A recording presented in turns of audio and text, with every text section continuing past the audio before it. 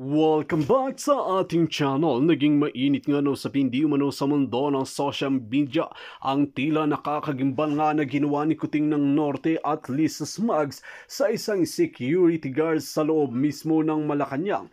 Dito nga natin makikita mga kaibigan, bago nga talagang sibakin ni Kuting at ni Lisa Smugs ang isang security guard na ito, ay talagang matapang na ilinabas ang ebidensya laban nga sa kanilang ginagawa at mga kabalbalan.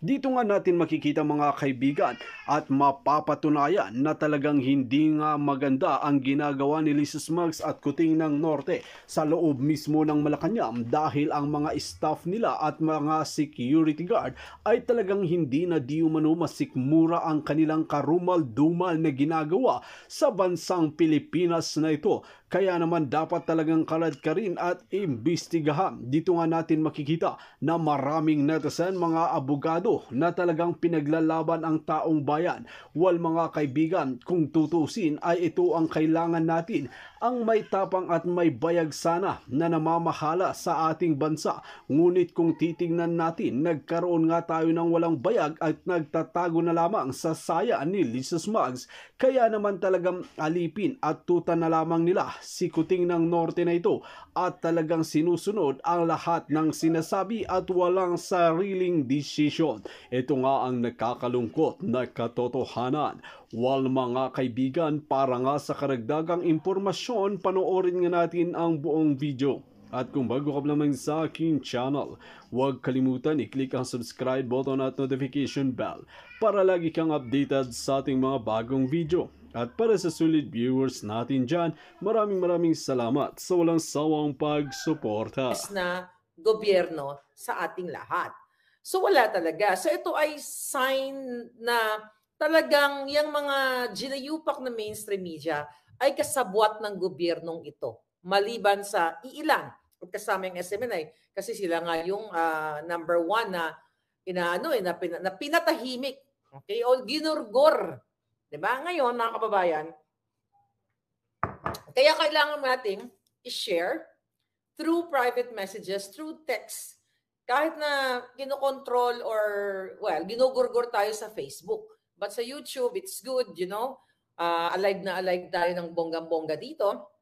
But ganun pa man, gusto ko munang pasalamatan ang aking mga palangga, mga Maharlikans here, Maharlika, mga friends ko dito na nagpahatid po ng tulong ng snacks and water kahapon dyan sa SMNI. So hindi lang po ako yun, ako lang po ang nag-facilitate. Gusto ko lang ipaalam sa inyo. Ito pala actually may nag-message sa akin yung mga kabataan na nagtanggap noong tulong natin. Ito.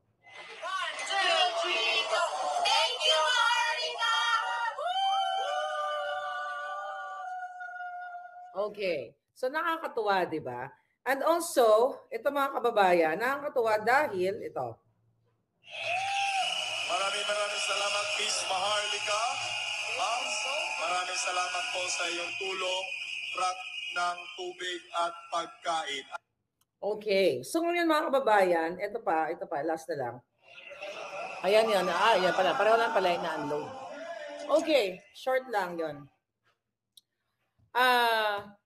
Nagulat ako kasi na-mention kami doon sa sa event. So hindi namin intention na magpa-mention kami doon. Kaya nung sinend sa akin sa message, pinorward ko doon sa mga nagbigay ng tulong na aking mga palangga. So unahin natin si Madam Rosalinda Manawi, si Nides, yung iba, yun na magpabanggit na kanilang mga apelyido. Si Kelly, si Miss Beth Rubio, Ronti and Joey, Rolando, Maitet, Romy, Rainier, Jam and Chef Mark, Cecil, Honey Bunch, Jay Kahod, lagi yan, Miss Teresa Sanggalang, at syempre si Venti Maria, si Atet Espinosa. At marami pang iba. Kung hindi ko man kayo, actually kung iilan lang kami para, di ba? Pero kung hindi ko man po kayo mabanggit, ang pinaka-intensyon natin is to help our kababayan. Okay, I'll tell you background of that kung bakit kami nag-come up sa ganitong naisip namin na bigyan ng konting tulong ang ating mga palangga doon. Miss Helen Brother, thank you. Tumulong siya straight to the organizer. So sabi namin, paano ba tayo makatulong dito sa ating mga palangga na hindi tayo masisilip na binabayaran natin sila. Kasi you know what? Yun ang yun ang pakana ni Lisa lahat. Okay? Yung ginagawa nilang pangbabayad dun sa mga rally nila in the past, gusto nilang ibaliktad. So ngayon, sabi namin, sige magbigay tayo ng water and goods. So right there and then, on that day, nag-isip ako. Sabi ko, sino kaya pwede nating utusan sa Pilipinas? So it just so happened na meron tayong follower din, palangga, na laging nakatutok na nag-volunteer na maghanap ng maghahati doon. Tapos, zero, hindi kami siningil. Sabi niya, Miss Maharlika, ako na bahala maghanap, ako nagagawa ng paraan. Basta, bibili tayo ng water and snacks. So, nakagawa ng paraan at hindi tayo siya na kumbaga nag-abono. Kasi sabi niya pareho tayo ng pakikipaglaban, pareho tayo ng interes na makatulong dito sa mga prayer rallies o yung mga sumusuporta nga sa totoong pagbangon. So I'm grateful kasi you know what, within that day, nakarami kami ng bonggang-bongga, okay? Kaya naman naka-isang truck kaming tubig and snacks. At meron pang darating kasi may mga nagtulong pa rin. And yes, thank you so much. 2 days na lang, di ba? Or 3 days. Pang 5th day today. So meron pa tayong 2 days dyan sa Liwasang Bonifacio. So mula sa aking puso, kung hindi man nabanggit ang mga pangalan ng iba, ang importante, lahat po tayo, ang intensyon natin is to help. And I would like to thank etong nag-facilitate talaga na ayaw niyang magpa-mention. Ms. Marley, kung una ako i-mention, ang importante, makarating ang tulong sa kanila. Okay, go na tayo. So, mga kababayan, Arcelia Zinea, how are you? Okay. Rosaline, pasalamatan natin lahat. Pati kayo, even hindi kayo nakapagbigay ng tulong, like monetary, hindi importante yan. Yung medyo may kakayahan, then go, pumunta kayo, dumiretso kayo doon. Ang importante yung boses natin. At ang importante, nagbuklod-buklod tayo. Kasi mga kababayan, pinapakita natin yung tunay na solidarity. Okay? Tunay na united tayo.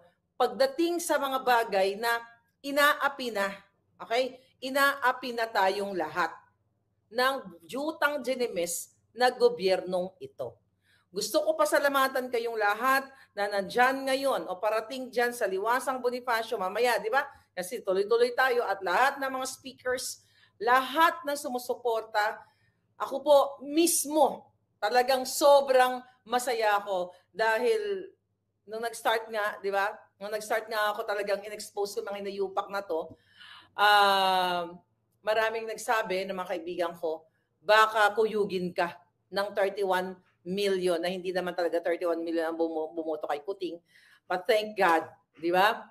Parami na ng parami at hindi lang isa, dalawa, tatlo. We are millions of millions na sumisigaw all over the world dahil sa kahayupan at walang malasakit ni Marcos Jr.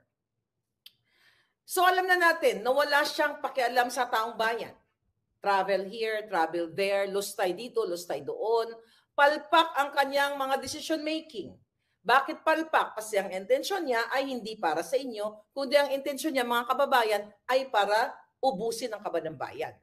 So dahil, mga palangga, dahil nakikita nila etong sobrang successful na prayer rally from Davao, from Cebu, and now the Liwasang Bonifacio with just single religious group, which is yung Kingdom of Jesus Christ, na pilit nilang gustong ipatupad ang kanilang pag-aabuso sa pag-aabuso sa batas at pag-aabuso sa kapangyarihan para idiin, para litisin diyan sa Senado si Pastor Quiboloy.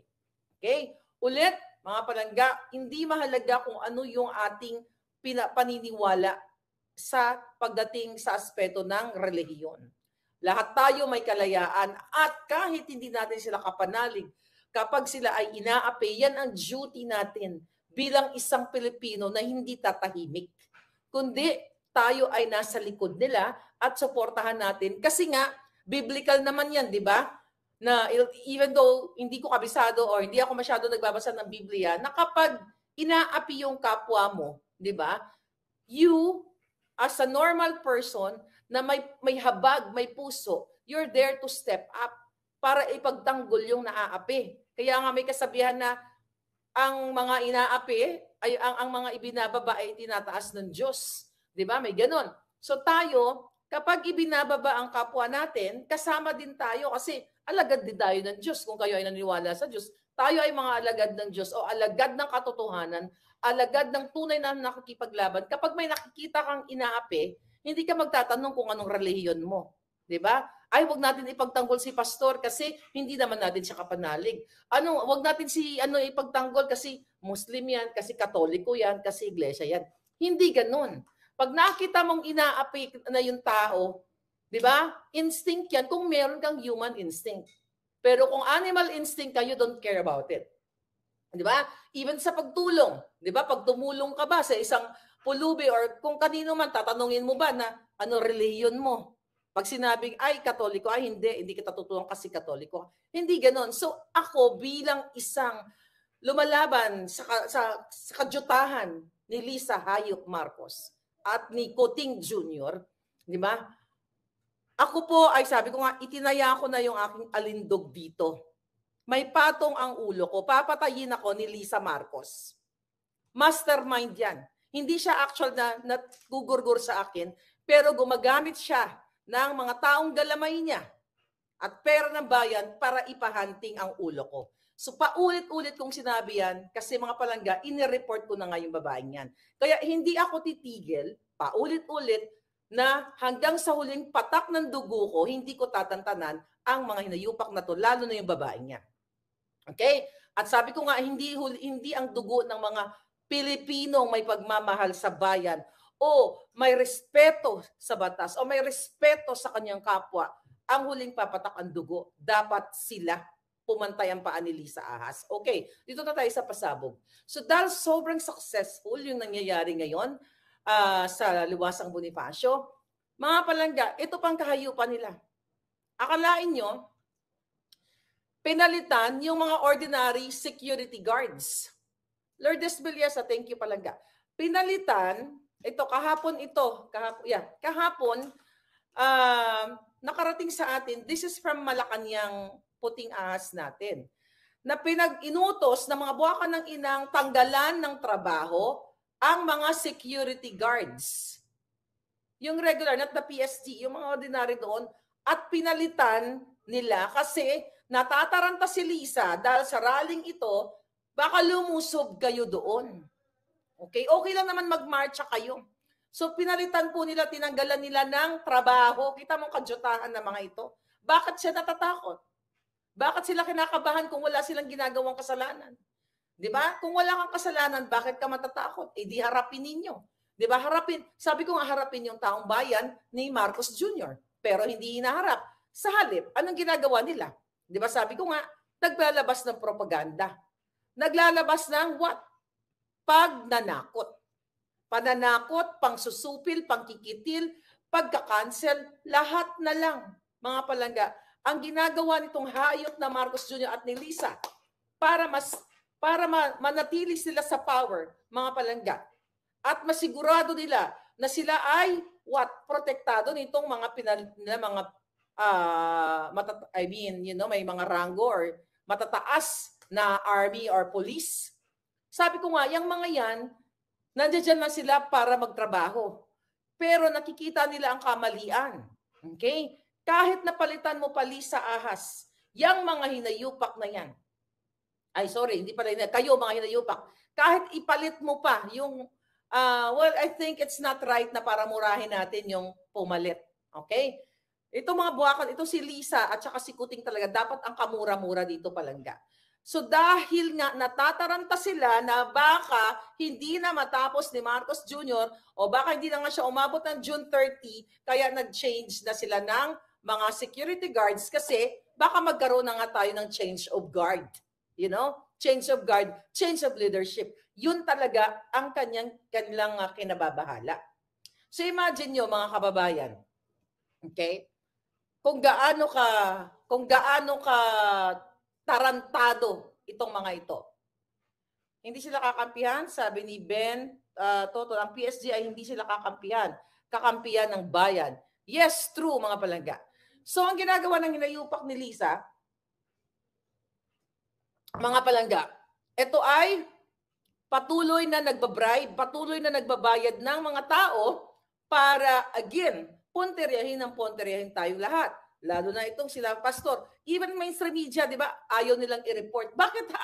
Alam nyo, ang nangyayari ngayon na rally sa Liwasang Bonifacio na libo-libong mga tao, ito nga uli yung boses na nagsama-sama dahil ayaw tayo pakinggan ng hinayupak na kuting. Ayaw niya makipagdialogo. Fifth day na. Pang fifth day na ngayong araw na nagsasalita itong ating, not only the KOJC members, pero yung mga ibang community group o community leaders na nandoon sa rally. Hindi pinapansin ng walang hiyang ito. So ayaw niyang pansinin, mga kababayan, ibig sabihin wala siyang pakialam. Walang pakialam yung hayop na Marcos Jr. para sa kaayusan ng ating bayan. Hindi niya inisip. Okay? Hindi niya inisip, wala siyang, bangag nga di ba? Bangag na bangag nga, wala nang tiwala yung taong bayan sa kanya So dahil nakikita niya na walang tiwala sa kanya ang taong bayan at sukang-suka na sa kanya, so gagamitan nila ngayon ng dahas. Kasi ang pagpapalit sa mga regular security guards, mga kababayan, doon sa mga super trained, whatever, kung ano man yung pinag-traina ng mga inupo niya doon, mga kababayan, inupo, yung pinalit niya, giyera ang ibig sabihin yan. Ibig sabihin, possibly, na pwede nilang gamitan ng dahas ang ating mga peaceful rallies, mga palangga. Diba? Nakita nyo naman kung gaano ka-incompetent, walang silbi, walang bayag itong si Kuting. Lahat na lang, pinakikialaman, pati yung charter change, lahat, mga ayuda and everything. Diba? Imbis na ibigay sa taong bayan, ibigay sa beneficiaries, anong ginagawa? Ginagamit parang bribe para pilitin sa mga pirma-pirma nila. So ang daming ginagawa ng hayop na to, syempre number one, yung suppression at saka oppression na ginagawa sa atin, pananakot at pag-shutdown ng ating mga ngangabels para manatili siya sa pwesto. Pero dahil nga, mga kababayan, tayo ay nagtitipon-tipon, pilit nilang kontrolin. Okay? Even yung mga nag-prayer rally ngayon, walang binabalita, tangina libo-libo. Ang binabalita ng mainstream media ay tungkol sa mga pagbibintang kay Pastor Quiboloy. Di ba? Bakit kamo? Kasi nga, ang mga buwaka ng inang yan ay kinausap na yan at bayad na yan. Or not only bayad, may mga business dealing yang si Lisa Ahas sa mga mainstream media. So, ulit-ulitin ko, wala kayong kakampi, wala tayong kakampi, kung di tayo-tayo lang. Meron dyan na matitino, na PSG, na mga polis, andyan pa rin naman sila. Pero sa ngayon, kailangan natin mag-speak up talaga, kailangan natin ituloy-tuloy ito hanggang sa matapos na itong hayop na to. Kasi sobrang talamak na ang nangyayari sa Pilipinas. Di ba? Droga, sila ang pasimuno. Smuggling, sila ang pasimuno. Oh, by the way, okay? Nakita ko doon, 'di ba, International Women's Day kahapon, March 8 dito. March 10 na diyan ngayon sa Pilipinas, 'di ba? So ngayon, itong hayop na Lisa Smugs na ito, siya isa sa guest doon sa galing to kay Joey, nakita ko kay Joey. Okay? Mga kababayan, ito. Okay. So si Lisa Smugs ay naimbita doon sa Go Negosyo. Gusto kong talakayin ito. So ngayon, itong hinayupak niya. Inatak-atak daw, ayan, women, okay, Women Summit, chuchu. Okay, yung edited yung mukha niyang corduroy. Alright. So ang sabi dyan ni Joey, okay, ito daw ay tinanggal. Okay, tinanggal yung post na yan ng Go Negosyo dahil nga inatak-atak si Lisa Ahas Marcos ng mga hinaing ng taong bayan. Alright? Inatak-atak siya ng bonggang-bonggang, ito. Okay. Dali Ayan. Okay. Inatak-atak siya ng, ayan, nakita niyo yan. Tapos ang ginawa daw ng Go Negosyo ay pinalitan na lang yung picture na pinost nila. Okay? Kasi, ang sabi dyan sa post, ay sabi ng mga comment ng taong bayan, na siya ay smuggler, ayan, sama-sama tayo maging milyonaryo. Basta lahat ng hate dahil sa kanyang ginagawa. So kaya ang question ko nga, tama yung mga nag-comment dyan, women empowerment, di ba? Ang drama nila, Go Negosyo, suportahan ang mga nagninegosyo. So anong in-empower ni Lisa Smugs sa mga kababaihan? Para what? Para protektahan ang smuggler o maging isang smuggler. Tama yung mga comment nyo. Maging isang smuggler na katulad ni Michael Ma.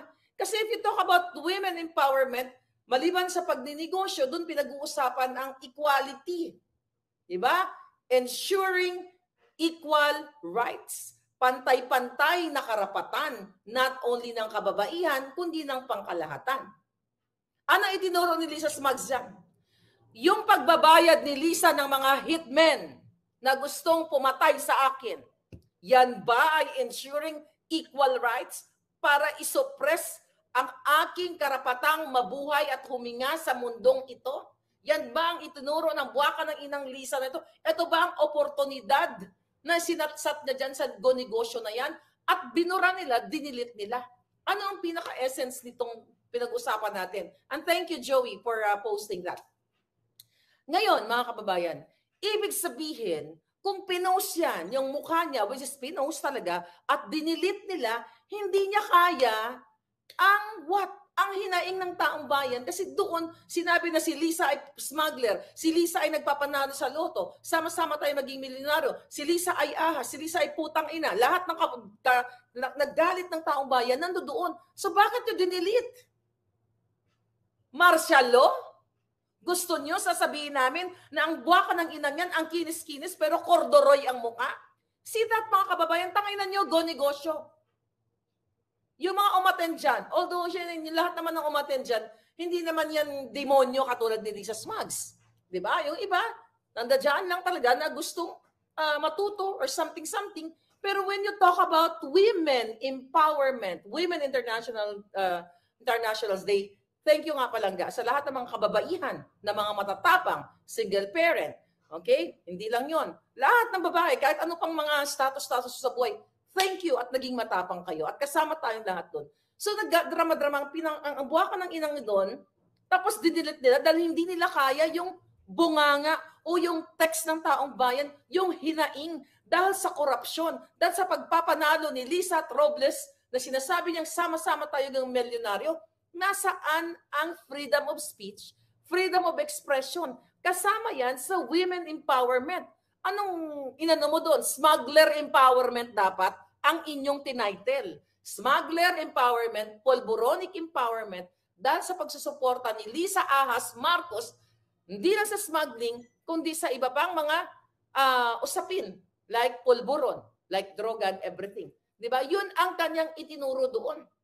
Okay? Nandoon ka dapat. If you talk about women empowerment, ako tinuturuan ko kayo na maging matapang. Hindi pa dadaig.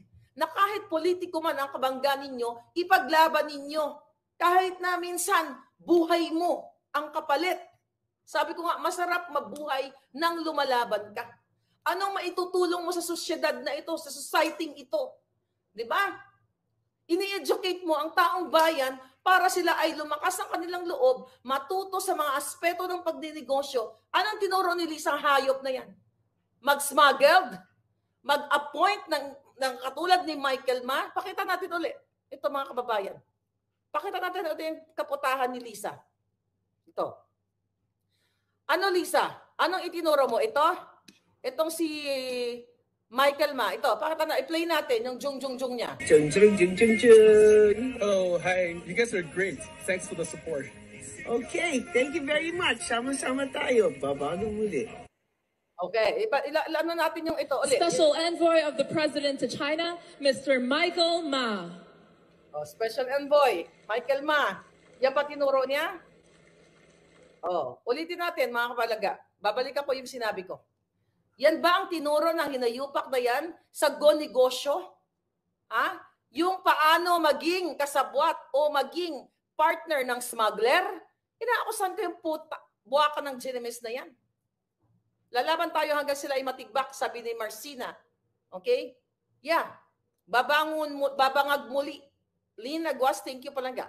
So ngayon, mga Palangga, ang punto de vista dito, bakit nila ng go-negosyo binura yung post nilang ganyan? Dahil ang mga salita ng tao, minumura pa nga, buha ka ng ina mo, parang may magaganon pa, Jutang Ginemes, lahat. Ikaw ay kasabwat. Okay, Juliet, thank you Palangga. Juliet Omil Kawas.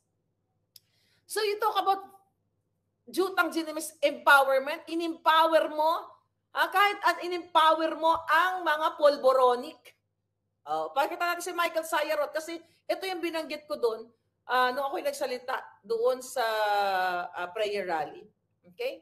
Ito ba ang empowerment na tinuro ng hinayupak na to? Kasi mga kapalangga, yung mga kapapasok lang, yan, kaya nga sabi ko, yung hayop na Lisa, na kuting, na tambalos-los, mga tangina nilang lahat, ayan, sinama ang nahulihan ng tone-toneladang pulburon at na-intercept pa ang mga epektos niyan sa Australia kasama nila sa kanilang state visit. Yan ba ang itinuro ng hinayupak na yan? Na empower na para protektahan o palayain ang mga may kasong what? May mga kasong hindi dapat pinapalaya o walang piyansa, non-bailable, mga kababayan, pero nakakalayan ba? Yan ba ang tinuro mo doon? Lisang Jutang Ginemes? Equality, chuchu, ang putragis ka. Equality ng ano? Equality, dapat equal ang inyong pangangamkam. Equal dapat ang panalo sa loto ng mga loan bettors para ibayad sa mga trolls ninyo, sa mga black propaganda ninyong hayop ka.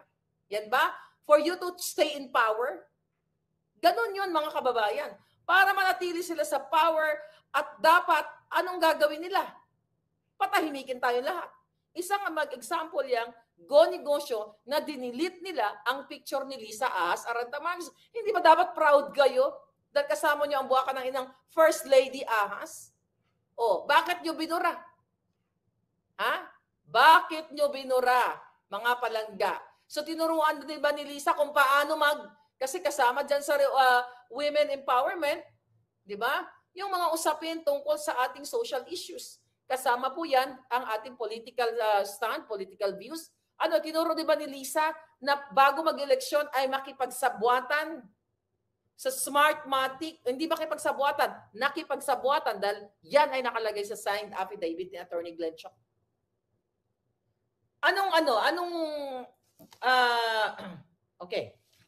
Anong ibig sabihin yan? Pinatahimik kung kaya ni Lisa utusan ang go-negosyo dahil yun nakikinabang yan sa kanila na patanggalin ang kanyang picture na malaki yung pinakita natin kanina dahil inaatak-atak siya ng boses ng taong bayan. Mga palangga, kaya ni Lisa magpagurgor. Yan po ang maliwanag na halimbawa sa inyo na talagang hayop na to, she can't stand with our voice. Dahil totoo, she can't stand with criticisms. Kasi gusto niya, lagi ay ganda-ganda mo naman, tangina kang ahas, puro ganon. Gusto niya. Ayaw niyang may marinig na tunay na kahababuyan kung ano yung ginagawa niya, palangga. Ping Dayok, thank you, palangga. Alright? So ngayon, anong ginagawa ng hayop na ito? Patuloy, kasama ang mga kasabwat na mainstream media. Mga kasabwat lang. Kung hindi kayo kasabwat, di exempted kayo dito. Dito nga natin makikita mga kaibigan ang karumal-dumal nga na ginagawa nila sa bansang Pilipinas at sa loob mismo ng Malacanang. Dito natin mapapatunayan mga kaibigan na talagang ibinulgar at isiniwalat nga ni Madam Maharlika ang kanilang karumal-dumal na gawain. While mga kaibigan, kung kayo ang tatanungin ano ang inyong mga opinyon, just comment below sa ating comment section at ating pag-uusapan.